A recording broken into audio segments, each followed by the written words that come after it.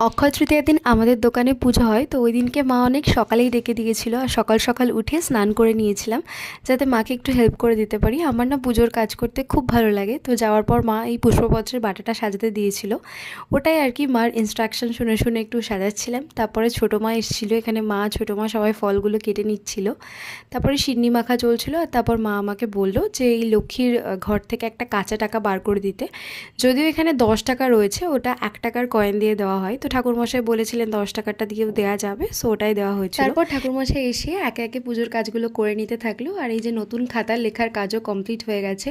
পুজোর এই রিচুয়ালগুলো দেখতে না আমার ভীষণ ভালো লাগে। আমি ছোটো মার মা যেহেতু উপোস ছিলাম, তাই আমরা ঠাকুরমশাই আসার পর অঞ্জলি দিয়ে নিলাম, আর পুজোটা খুব ভালোভাবে মিটে গিয়েছিল। আজকের এই মিনি ব্লগটা এইটুকুই ছিল। যদি তোমাদের ভালো লেগে থাকে তাহলে একটা লাইক করে দিও। তোমরা সবাই ভালো থেকো, সুস্থ থেকো। তোমাদের সাথে দেখা হবে আবার পরের মিনি ব্লগে। বাই।